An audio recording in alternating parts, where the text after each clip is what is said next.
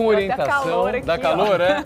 Mas você não está nessa fase ainda, Mari. Olha, com orientação, com informação, fica fácil passar por essa fase. É isso que a gente tem que explicar agora. E por isso que a gente recebe o Dr. Domingos Mantelli, que é ginecologista, obstetra, e vai nos ajudar a dar várias dicas. Tá com dúvida em casa? Já manda mensagem para o nosso WhatsApp, 11 99210 1289. A nossa equipe preparou uma série de mitos ou verdades, fatos que são normalmente falados a respeito desta fase da vida da mulher. E daqui a pouquinho a gente vai ali para o telão para o doutor poder dizer isso é verdade ou isso é mito. Está ali na nossa Blitz da Saúde. Agora, durante a reportagem ele fez um alerta do Mari, que eu acho que vale a pena a gente já começar muito falando importante disso, para a gente já corrigir algo que é um erro que as pessoas estão cometendo. Doutor, bom dia, obrigado pela presença. Bom dia, eu que agradeço mais uma vez. O senhor falou sobre o consumo que está sendo feito sem a orientação adequada de cálcio por mulheres nessa fase da vida, essa reposição do cálcio. E isso coloca em risco, às vezes, a vida da mulher no lugar de ser uma solução. É isso? Exatamente. O grande problema é que muitas mulheres pensam, entrei na menopausa, minha chance de ter osteoporose ou a osteopenia, que é a baixa do cálcio dos ossos,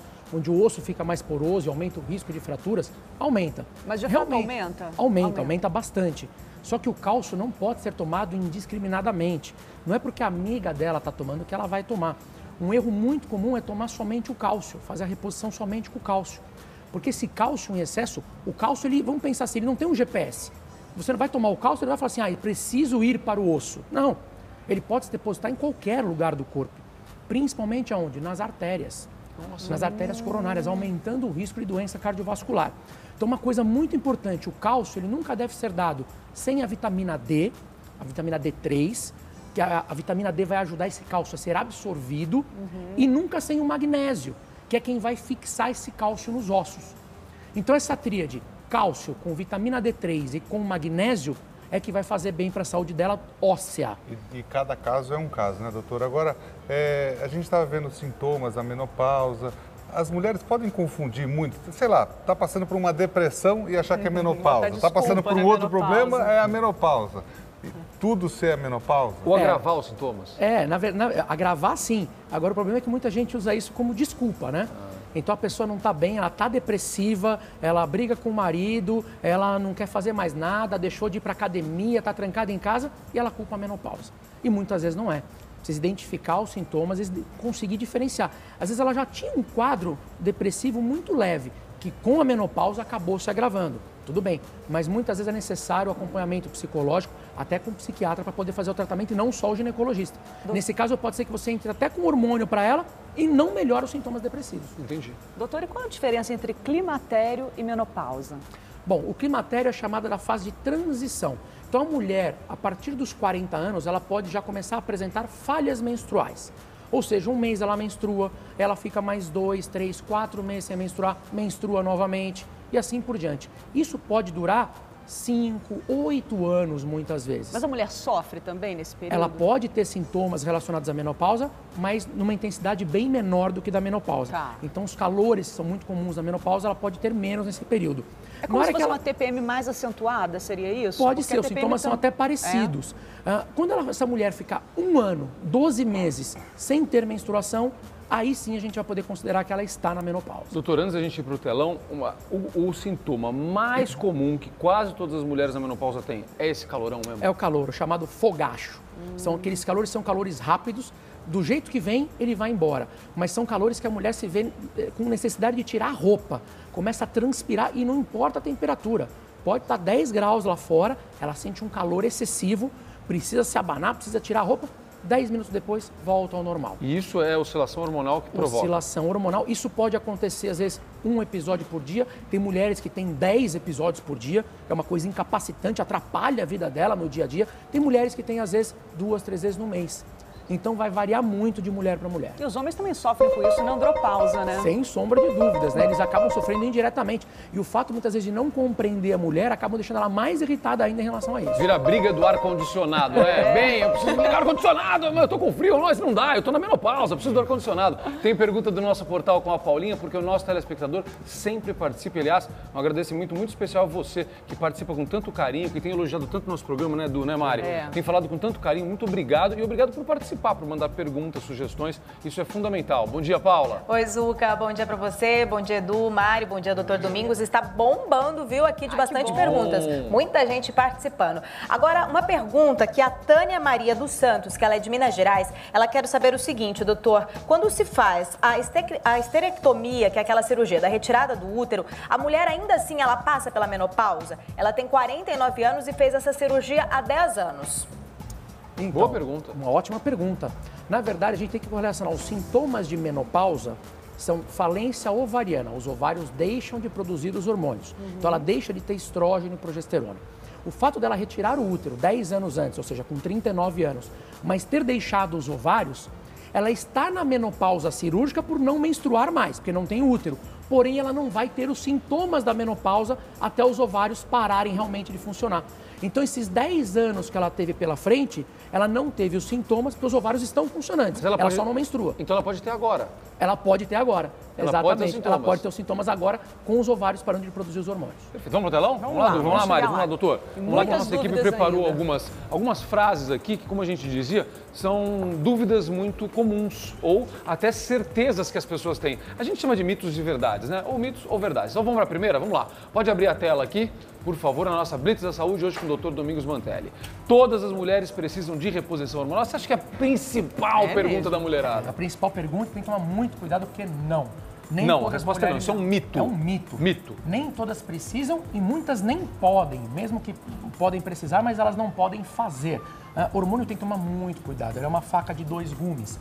Então, quando a mulher ela tem um risco aumentado para trombose, doenças cardiovasculares, risco pessoal ou familiar, o histórico pessoal familiar de câncer de mama, essa mulher tem uma contraindicação formal para o uso de hormônios, mesmo que ela tivesse indicação de uso por conta dos sintomas. A gente vai ter que amenizar sintomas de outra maneira que não a reposição hormonal. Doutor, e por isso que é importante as pessoas fazerem exame. As mulheres têm que fazer exame para saber o que elas podem, o que elas não podem tomar ou fazer, é isso? Exato. Mais do que os exames, ela tem que conversar com o ginecologista.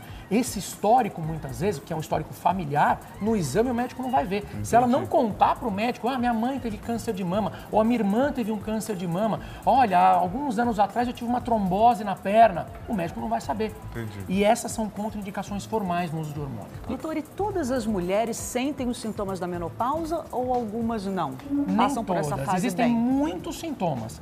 A gente fala que 90% das mulheres sentem pelo menos um sintoma, que seria o fogacho mais comum.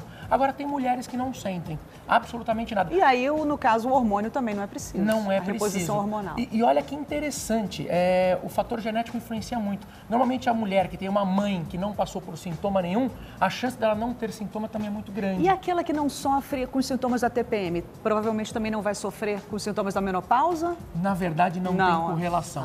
Ela pode ter passado por TPM a vida inteira e na menopausa não ter sintoma, e vice-versa. Uma coisa não tem relação com a outra, apesar de ambas dependerem dos hormônios. Tá ótimo. Então vamos para a próxima frase, então, para a gente ver se tem mais mito ou verdade aqui. Depois da menopausa, a mulher não pode mais engravidar. Mito ou verdade? De forma natural, é verdade. Verdade. De forma artificial, é mito. Porque eu posso ter uma mulher Medicina evoluiu, menopausada com 50 e poucos anos, onde eu vou fazer uma implantação de um embrião com um óvulo doado, e a mulher, a gente vai dar os hormônios necessários para manter aquela gravidez e ela consegue ter filho. Ou seja, natural não, mas... Natural não, mas artificialmente sim, é possível. Parabéns à medicina. Vamos então agora mais uma frase aqui, mais uma afirmação que é comum para a gente saber se é mito ou verdade. Isso é importante, gente, porque a gente está falando mais uma vez sobre o consumo, muitas vezes, indiscriminado de medicamentos, sem orientação médica. Isso também é uma dúvida muito comum. Pressão arterial aumenta? Aumenta. Aumenta não só a pressão arterial, como o risco de doença cardiovascular. Olha que interessante, a mulher ela tem uma proteção hormonal até chegar à menopausa. Tanto que dificilmente você vê uma mulher antes dos 50 anos morrendo de infarto agudo do miocárdio. Homens nós vemos, mulheres não, porque elas têm essa proteção hormonal. Quando ela perde a proteção hormonal com a chegada da menopausa, o risco de doença cardíaca dela iguala ao do homem. Então o risco do infarto agudo do miocárdio aumenta.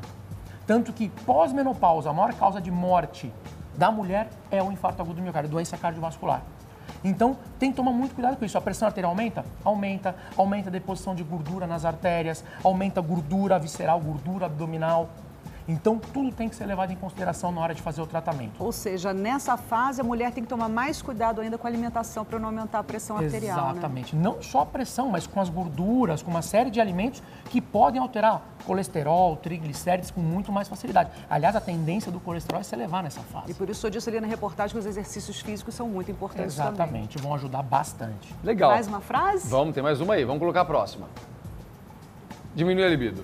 Diminui, sem sombra de Diminui dúvidas. o hormônio? Diminui o hormônio. Não só diminui a libido, como diminui a lubrificação vaginal. Então, muitas mulheres acabam não entendendo o que está acontecendo e na hora da relação sexual acabam se machucando, acaba doendo. E isso acaba afastando ela muitas vezes do parceiro. Então, o que é importante? Sentar, conversar, explicar que é uma coisa normal, é uma fase da vida da mulher, que todas as mulheres vão passar por isso, para o marido, para o companheiro entender o que está acontecendo e junto buscarem uma solução.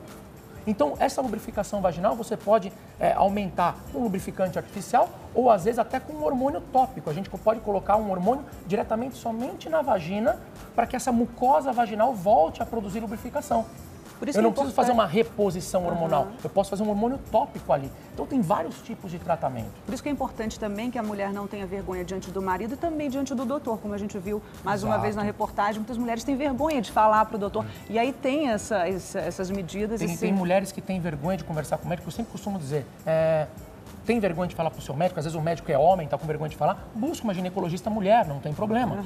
Mas tem que ser alguém que você confie e possa falar. Inclusive sua esposa é ginecologista também. A minha esposa também é ginecologista. Um beijo, deve estar me assistindo em casa com a minha filhinha. Fala com um, fala com o outro, né? Exato. Deixa eu perguntar uma coisa.